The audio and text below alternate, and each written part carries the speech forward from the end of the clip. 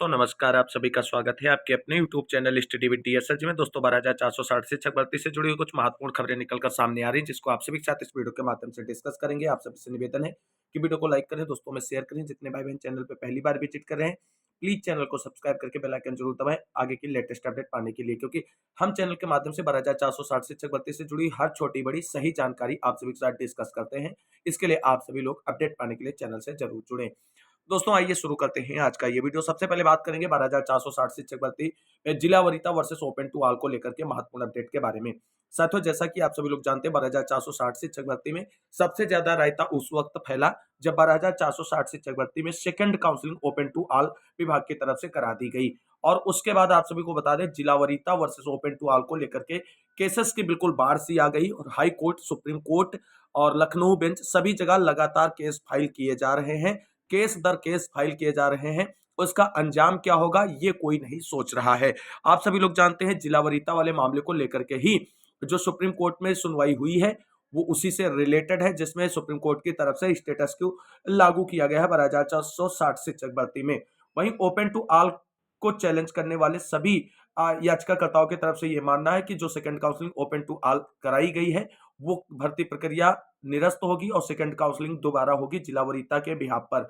आप सभी साथियों को बता दें, ये केवल और केवल अपनी सांत्वना देने के लिए बात की जा रही है, क्योंकि आप सभी को बता दें ओपन टू ऑल से सभी जनपद के उच्च गुणांक वाले अभ्यर्थियों को मौका मिला है भर्ती में पार्टिसिपेट करने के लिए। वहीं अगर जिला वरीयता में भर्ती प्रक्रिया आगे बढ़ाई जाती मेरिट डाउन करते हुए, तो कहीं ना कहीं मिनिमम कट ऑफ वाले अभ्यर्थियों का चयन हो जाता और अच्छे कट ऑफ वाले साथी जो है वो चयन से बाहर रह जाते। इसलिए ओपन टू ऑल हुई है। और कुछ साथी इस भर्ती में ऐसे भी हैं जिनको लग रहा है कि second counselling open to all मूल भर्ती के जीओ के अगेंस्ट जाकर के हुई है।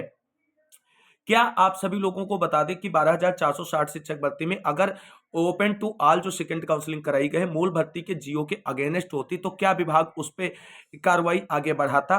क्योंकि विभाग खुद जानता था कि कोर्ट का आदेश आ चुका है और उसके अनुपालन में भर्ती प्रक्रिया पूरी करनी है। और अगर एक बार फिर से कोर्ट के आर्डर के अगेंस्ट जाकर के भर्ती प्रक्रिया पूरी की जाएगी तो फिर से मैटर फंसता नजर आएगा। क्योंकि सरकार पर आप सभी को बता दें, इस समय लोकसभा चुनाव का बिल्कुल जुनून सवार है और लोकसभा चुनाव से पहले सभी लंबित भर्तियों को बिल्कुल कंप्लीटली डन करना चाहती है। और ऐसे में विभाग को विस्तृत दिशा निर्देश थे कि जल्द से जल्द इस भर्ती प्रक्रिया को कोर्ट के आदेश के अनुरूप आगे बढ़ाया जाए। और उसी क्रम में सचिव सर की तरफ से भर्ती प्रक्रिया को आगे बढ़ाते हुए 6470 पद भरने का प्रयास किया गया।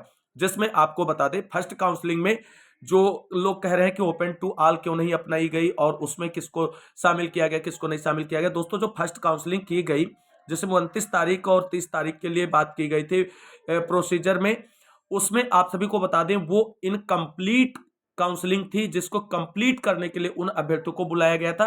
बाकी सेकंड काउंसलिंग जो है 12,460 शिक्षक भर्ती में 6470 पदों को भरने के लिए एक फ्रेश काउंसलिंग कराई गई, जिसमें ओपन टू ऑल को फॉलो किया गया है। लेकिन ये सारी चीजें आप सभी लोग समझने का प्रयास नहीं करते, केवल और केवल चंदा चोरों के बहकावे में आकर के कोर्ट टू कोर्ट जाने के लिए भेड़ों का झुंड बना करके आप सभी लोग चलते हुए नजर आ रहे हैं। आप सभी साथियों को बचना होगा कि इन चंदा चोरों से केवल और केवल किस तरीके से आप सभी को बेवकूफ बनाया जा रहा है। जरा इस अपडेट से आप सभी लोग यहां पर देख सकते हैं कि जिला वरीयता वर्सेस ओपन टू ऑल में जो आप लोगों को बिल्कुल ये बता रहे हैं कि जिला वरीयता 100% जीता जा रहा है। अभी पहली सुनवाई पर कोर्ट की तरफ से लंबी फटकार लगी, उसके बाद उन्हें बताया जा रहा है कि जिला वरीयता हाई कोर्ट से ही हम जीते जा रहे हैं, जहां हाई कोर्ट ने टोटली उनके स्टे की प्रे को डिनाइड करते हुए उन्हें अलग तरीके से कोर्ट में आने की बात बोली थी। वो कह रहे हैं कि 99% हम पहली ही डेट पर केस जीत गए हैं। तो ऐसे में जिला वरीयता वाले साथी कितना भी पक्ष मजबूत हो, लेकिन विभाग और सरकार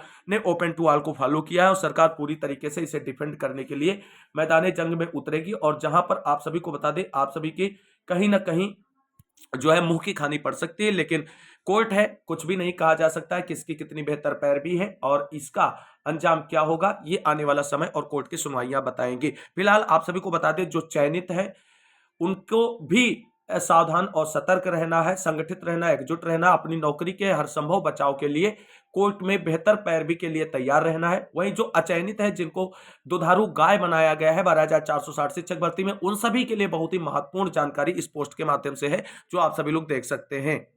दोस्तों अब आप सभी लोग जरा इस पोस्ट के माध्यम से आप सभी लोग समझने का प्रयास करें जिनका चयन नहीं हुआ है 12,460 शिक्षक भर्ती में, चाहे वो 16 जनपद के हों या 51 जनपद के हों। क्योंकि आप सभी को बता दें, जो एक बार स्टेटस क्यों जारी किया गया है सुप्रीम कोर्ट की तरफ से, उसके बाद जो बाढ़ आई है केसेस की 12,460 शिक्षक भर्ती में, उसका नतीजा क्या है तो आप सभी लोग देख सकते हैं। 12,460 भर्ती पर कई केस की तैयारी के लिए बड़े लेवल पर पैसा कलेक्ट किया जा रहा है, और जो कि इनका मेन मोटिव था वो उनको मिल गया है, और जिसमें वो जी जान से लगे हुए हैं। एक केस में तो काउंसलिंग वाला सर्कुलर ही चैलेंज कर दिया गया है, और वहीं आपको बता दें दूसरा तो 2016 वाला टेट वाला मैटर केस है, और इसमें भी आप सभी को बता दें बिल्कुल खाल नोचने का काम किया जा रहा है अभ्यर्थियों की तरफ से। जो वैलिड है उनको भी कहीं ना कहीं आर्थिक रूप से नोचने का प्रयास किया जा रहा है। जो 12,460 शिक्षक भर्ती में इनवैलिड है, जिनकी टीटी 2016 में रिजल्ट आते हुए कंप्लीट हुई है, उनको तो चलो वाजिब है पैसा लगाना, खर्च करना अपने डिफेंस में, लेकिन जिनके डॉक्यूमेंट वैलिड हैं उनको भी पूरी तरीके से नोचने का प्रयास किया जा रहा है। और वहीं आपको बता दें तीसरा ओपन टू ऑल वाला केस है, जिसमें ओपन टू ऑल को पूरी तरीके से अवैध करार दिया गया है और उसको चैलेंज किया गया है, और उनकी तरफ से दावा किया जा रहा है कि ओपन टू ऑल जो है वो कैंसिल होगा। सेकंड काउंसलिंग जो है वो दोबारा से अपनाई जाएगी जिला वरीयता के नियम को फॉलो करते हुए। और चौथा जो है वो जिला वरीयता वाला तो चल ही रहा है, जो सुप्रीम कोर्ट में, जहां से स्टेटस क्यों लागू हुआ है। और कुछ लोग ऐसे लोग हैं सुप्रीम कोर्ट वाले केस में एआई डालकर उसे जुड़ने में लगे हुए हैं। उनका एक अलग ही स्वैग चल रहा है पैसा कमाने का। सोचो इस तरह से भर्ती होगी और इस तरीके से क्या आप सभी का चयन हो पाएगा? ये सारी चीजें आप सभी जो 0+51 जनपद के साथी हैं जिनका किसी कारणवश भर्ती में चयन नहीं हो पाया, उनको विचार करने की जरूरत है और सही लोगों के साथ जुड़ने की जरूरत है। सही लोगों के साथ कोर्ट में अपना पक्ष रखने की जरूरत है। अगर आपकी मांगे वैलिड होंगी तो कोर्ट आप सभी के साथ न्याय करेगा और आप सभी को भर्ती में पार्टिसिपेट करने का मौका देगा। कुल मिलाकर के आप सभी साथियों को बता दें, जो पूरी तरीके से वैलिड कैंडिडेट हैं उनको परेशान होने की जरूरत नहीं। हाँ, जिस तरीके से इनवैलिड डॉक्यूमेंट्स के आधार पर चयन किया गया है, उन कैंडिडेट को अगर बाहर किया जाता है तो थोड़ी बात समझ में आती है, लेकिन विभाग के और सरकार के उस प्रोसीजर को ही आप सभी लोग इनवैलिड करार दे रहे हैं जो पूर्व निर्धारित प्लान के अकॉर्डिंग एग्जीक्यूट किया गया है। कुल मिलाकर के आप सभी की अपनी मंशा है, किसको आप चैलेंज करना चाहते हैं, किसको नहीं चैलेंज करना चाहते हैं, आपका पैसा है, आप कहां लगाना चाहते हैं, नौकरी पाने के लिए लगाना चाहते हैं या दलालों के मक्कारों की जेबें भरने के लिए लगाना चाहते हैं, ये आप सभी का स्वाभिवेक का फैसला है। आप खुद एक क्वालिफाइड शिक्षक हैं, आपको क्या बेहतर लग रहा है वहां पे आप सभी को देखना पड़ेगा। कुल मिलाकर के चयनितों को नियुक्ति पत्र मिल चुका है और सुप्रीम कोर्ट की तरफ से उनके नियुक्ति पत्र और उनकी नियुक्ति को लेकर के कोई भी स्टेटमेंट आर्डर में एक भी शब्द लिख करके नहीं आया है। आप सभी लोग आर्डर को विस्तार पूर्वक पढ़ सकते हैं और समझ सकते हैं। अब मूव करते हैं अगली महत्वपूर्ण जानकारी की ओर। दोस्तों अब बात कर लेते हैं चयनितों को स्कूल आवंटन और ज्वाइनिंग जनवरी में लेकर के क्या बड़ी अपडेट निकलकर सामने आ रही है। साथियों आप सभी लोग जानते हैं 12,460 शिक्षक भर्ती में फर्स्ट काउंसलिंग और सेकंड काउंसलिंग में चयनित जिन साथियों को नियुक्ति पत्र मिल चुका है, उनके स्कूल आवंटन और ज्वाइनिंग को लेकर के विभाग की तरफ से दिशा निर्देश जारी किए जाने थे, लेकिन जो ये लगातार कोर्ट टू कोर्ट खेला जा रहा है, इससे नाराज सचिव सर जो है उनकी तरफ से स्कूल आवंटन और साथियों की ज्वाइनिंग को लेकर के और बीसीए स्तर पर अटेंडेंस को लेकर के कोई भी दिशा निर्देश जारी नहीं किए जा रहे हैं। लेकिन का मोहित एंड टीम की तरफ से लगातार सचिव सर से मुलाकात की जा रही, बातें की जा रही, अपने पक्ष को रखा जा रहा है, निवेदन किया जा रहा है सभी चयनितों के स्कूल आवंटन को लेकर के। सचिव सर ने आश्वस्त किया है कि जैसे ही मामला हम लोगों के लायक होगा, यानी हम लोग जब इसमें किसी तरीके से रुकावट कोर्ट की नहीं होगी विधिक परामर्श के बाद, उसके बाद स्कूल आवंटन किया जाएगा। तो कुल मिलाकर के जो जानकारी दी गई है सचिव सर की तरफ से, कहा गया है कि हम सारी चीजें विधिक ऑब्जर्वेशन के बाद ही अब फॉलो करेंगे भर्ती प्रक्रिया में, क्योंकि जिस तरीके से ये नेता लोग जो हैं कोर्ट टू कोर्ट खेल रहे हैं, जो नेता आज बड़बोले अपने लाइव सेशन में बोल रहे थे, उनकी अब हिम्मत नहीं जुट रही कि सचिव सर के सामने जाकर के जो है वो बात कर रहे हैं विद्यालय आवंटन को लेकर के। तो कुल मिलाकर के अब आप सभी को बता दें, यही जो आपको हमने बताया था 16, 18, 19 इस डेट में आप सभी के विद्यालय आवंटन और ज्वाइनिंग का जो प्रोसेस इनकम्प्लीट है उसको कंप्लीट करने के लिए विस्तृत दिशा निर्देश सचिव सर से रिलीज कर दिए जाएंगे। तो किसी भी चयनित साथी को स्कूल आवंटन और ज्वाइनिंग को लेकर के या बीएससी ऑफिस पर अटेंडेंस को लेकर के परेशान होने की जरूरत नहीं। सभी को अपने जिला बेसिक शिक्षा अधिकारी के टच में रहना है। जो भी दिशा निर्देश उनकी तरफ से आप सभी लोगों के लिए जारी किए जाए उनको पालन करते रहना है, वहीं से आपको नौकरी आगे बढ़ानी है। अब बात कर लेते हैं 12,460 शिक्षक भर्ती में चयनितों की नियुक्ति कब से मानी जाएगी। साथियों, अमूमन जितनी भी भर्तियां होती हैं उसमें जिस दिन से आपको ज्वाइनिंग लेटर मिलता है उस दिन से ही आप सभी की नियुक्ति काउंट की जाती है। तो 12,460 शिक्षक भर्ती में भी ऐसा होगा, जिस दिन से आपको ज्वाइनिंग लेटर मिला उस दिन से आप सभी को नियुक्त माना जाएगा, आपको अध्यापक के रूप में कार्यरत माना जाएगा। आगे आप सभी का जब भी जो सैलरी होगी या जो सुविधाएं होंगी, जो प्रमोशन प्रक्रिया आगे आपके कार्यकाल में अपनाई जाएगी, वो सब ज्वाइनिंग लेटर वाली डेट के बिहाफ पर ही आगे अपनाई जाएगी। तो कुल मिलाकर के इसको कोई भी साथी परेशान ना हो, ज्वाइनिंग आप सभी की उसी दिन से काउंट की जाएगी जिस दिन से आपको ज्वाइनिंग लेटर मिल चुका है। अब बात कर लेते हैं क्या थर्ड काउंसलिंग फरवरी में होगी।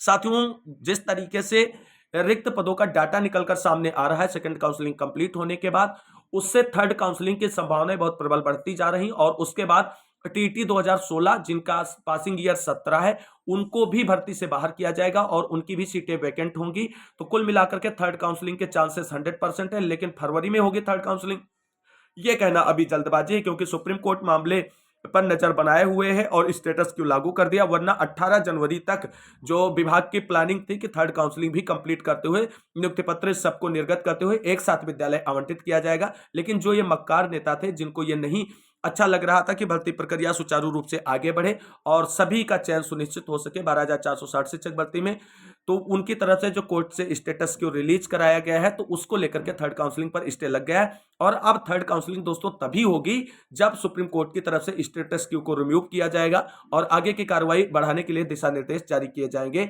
बेसिक शिक्षा विभाग उत्तर प्रदेश को। तो कुल मिलाकर के थर्ड काउंसलिंग फरवरी में हो सकती है अगर सुप्रीम कोर्ट की तरफ से स्टेटस क्यू को रिमूव कर दिया जाएगा और विभाग को आगे की कार्रवाई करने के लिए दिशा निर्देश जारी कर दिए जाएंगे। और ऐसा तभी होगा जब अगली सुनवाई पर सरकार अपना पक्ष रखेगी और सरकार के पक्ष और हलफनामे से सुप्रीम कोर्ट पूरी तरीके से सहमत होगा, संतुष्ट होगा, तो भर्ती प्रक्रिया आगे थर्ड काउंसलिंग के लिए बढ़ाई जाएगी। अदरवाइज आप सभी को बता दें जो इंतजार में है उन्हें और इंतजार ही करना पड़ेगा। वही अब बात कर लेते हैं 12,460 शिक्षक भर्ती में मल्टीपल वाले साथियों के लिए भी एक केस और फाइल कर दिया गया हाई कोर्ट में।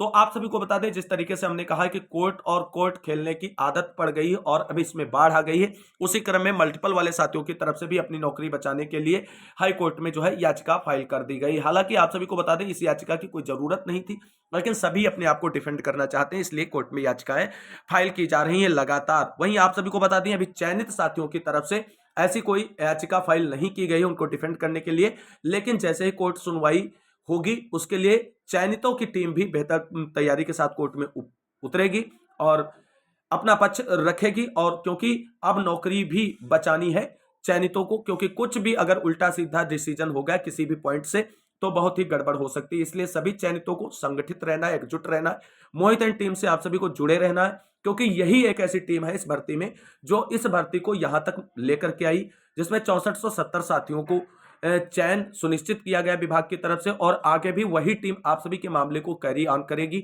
और वही आप सभी लोगों की नौकरी भी संरक्षित करेगी, सुरक्षित करेगी और कोर्ट से एक बेहतर डिसीजन के बाद आप सभी का भविष्य भी बेहतर होगा और आने वाले समय में थर्ड काउंसलिंग भी होगी। तो कुल मिलाकर के सभी साथियों को सावधान, सचेत और सतर्क रहना है, अफवाहों से बचना है, चंदा चोरों से बचना है, क्योंकि चंदा चोरों का मकसद सिर्फ और सिर्फ पैसा कमाना है, उन्हें नौकरी से और आपकी जिंदगी से कोई मतलब नहीं दोस्तों। और यही बातें हम आप सभी को हमेशा से समझाते आए, लेकिन आज तक आप लोगों ने समझने का प्रयास नहीं किया। यही बात जब हमने आपको बहुत पहले से बताना शुरू कर दिया कि second counselling open to all होगी, ओपन टू ऑल होगी, आप सभी लोगों की बातें हैं उल्टी सीधी आने लगी। फिर बाद में आप कहते हैं कि हमें 2 दिन पहले पता चला कि भर्ती ओपन टू ऑल है सेकंड काउंसलिंग, ऐसे में हम लोग कैसे वहां उड़ के पहुंच जाते। जब आप किसी की बातों का भरोसा ही नहीं करेंगे दोस्तों तो आपको सही जानकारी मिलेगी कहां से, जहां से सही जानकारी मिलेगी उस पर आप रिलाई नहीं करेंगे। जो आपको गुमराह करेंगे, आपको लूटने का प्रयास करेंगे, उनकी बातों में आएंगे, चंदा चोरों की बातों में आएंगे।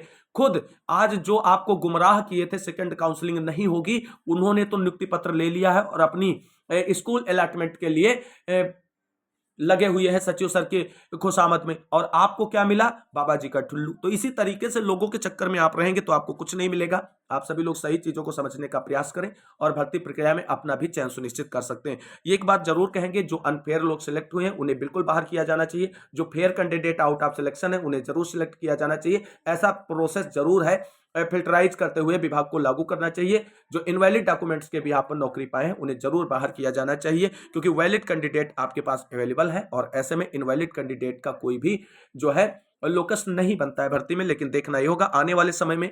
आप सारी चीजें जब आप सभी लोग कोर्ट ही ले गए हैं तो कोर्ट से क्या डिसीजन निकल कर सामने आएगा, क्या भर्ती प्रक्रिया में आगे कुछ होगा, सब कुछ कोर्ट के फैसलों के अधीन होगा। जैसी जो अपडेट आती रहेंगी आप सभी को चैनल के माध्यम से डिस्कस करते रहेंगे। इस वीडियो में बस इतना ही, मिलते हैं अगली वीडियो में, तब तक के लिए सभी साथियों को जय हिंद, जय भारत, वंदे मातरम।